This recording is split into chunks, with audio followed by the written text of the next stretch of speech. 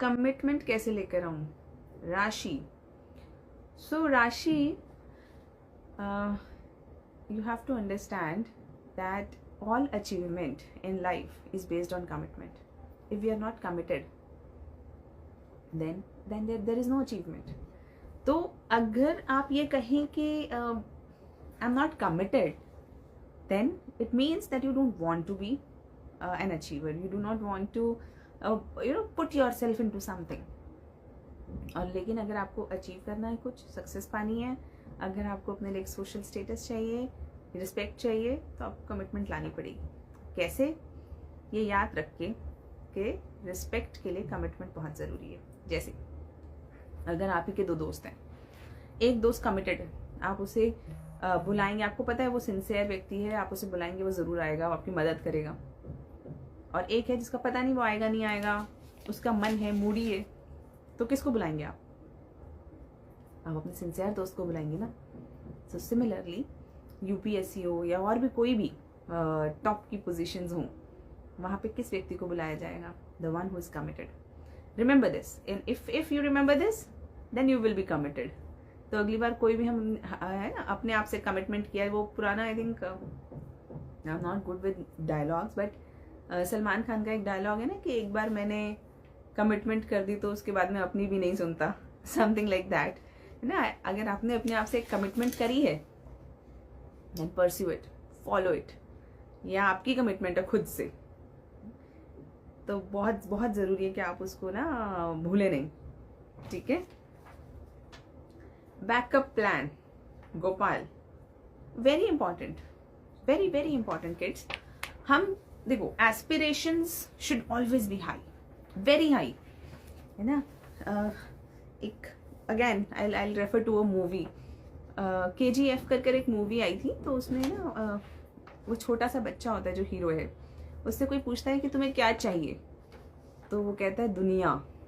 तो एस्पिरेशन तो हमेशा बड़ी होनी चाहिए, लेकिन अनरीजनेबल होनी चाहिए. क्या मतलब अनरीजनेबल? इन द सेंस ऐसा नहीं कि हम किसी चीज़ में कूद जाएं बिना किसी बैकअप प्लान के.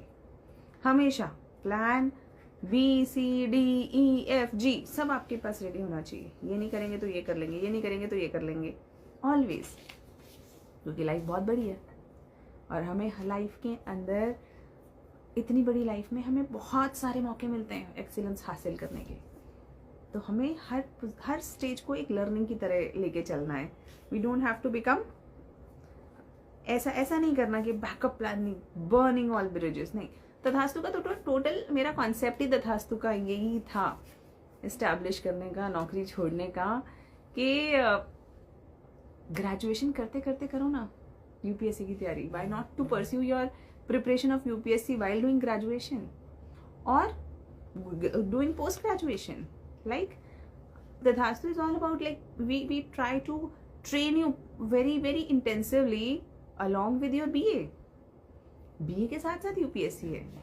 और अगर आपने अपने अपना ग्रेजुएशन कर लिया है, देन एमए और एमबीए प्लस यूपीएससी, 2 साल में ऑनलाइन एमबीए करो हमारे साथ, और साथ साथ यूपीएससी की प्रिपरेशन करो.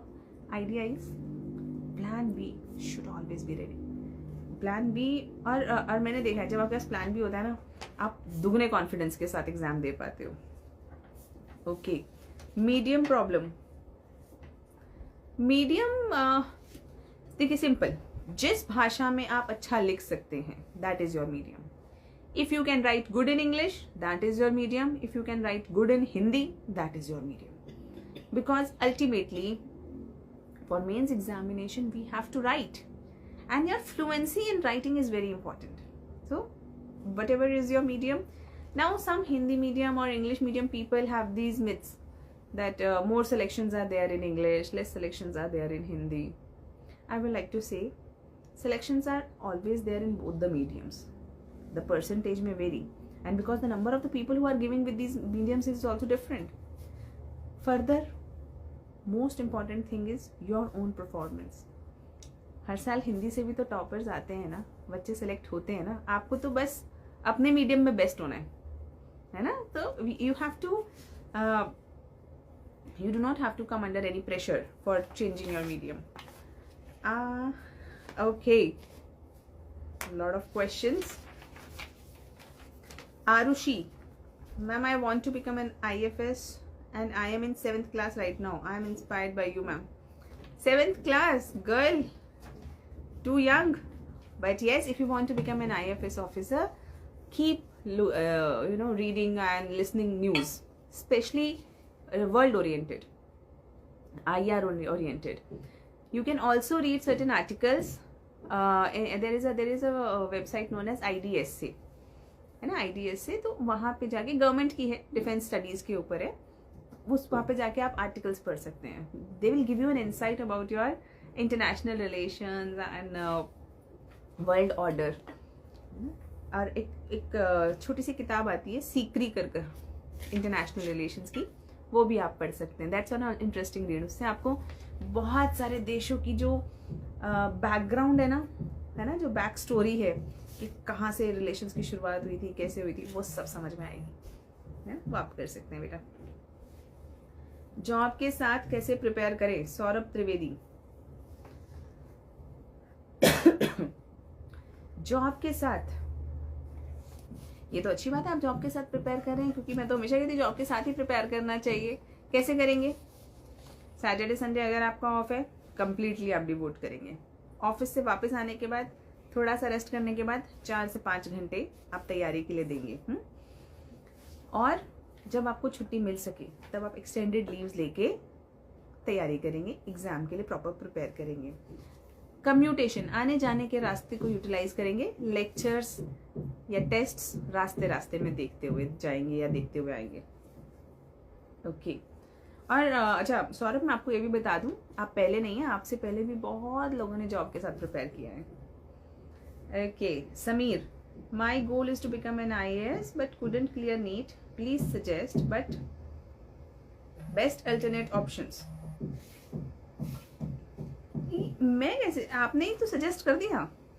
आपकी फर्स्ट लाइन है my goal is to become an IAS, तो alternate is IAS if you have already chosen it, है ना. So it is like if you were, I did my BDS. After that, I gave my civil services. So it is like it's okay if your ultimate aim is that, you can choose that also. You know, you can choose your civil services as an option. But again, you also have to understand कि civil services भी एक competitive examination है ना. तो उसके साथ भी आपको एक बैकअप साथ लेके चलना चाहिए, जैसे कि BA प्रोग्राम या whatever समथिंग, है ना. डिग्री के साथ साथ ही उसे प्रिपेयर करना चाहिए. UPSC में इंजीनियरिंग वालों को ही सिलेक्ट होते हैं, इंजीनियरिंग वाले बच्चे ही सिलेक्ट होते हैं क्या ज्योति? बिल्कुल नहीं बेटा, ऐसा कोई क्राइटेरिया नहीं है. आपने कोई सी भी ग्रेजुएशन कर सकी हो, may it be BA, BSc, BDS, BTech, जो भी, BA home science, BA general, आपने कुछ भी कर रखा हो, if it is a graduation which has been approved by UGC, then you can give examination of UPSC and you can clear it. And a lot of BA students have cleared it, from different professions. A lot of doctors have cleared it. So बिल्कुल ऐसा नहीं है कि BTech वालों का कोई score का बहुत ज़्यादा अंतर है.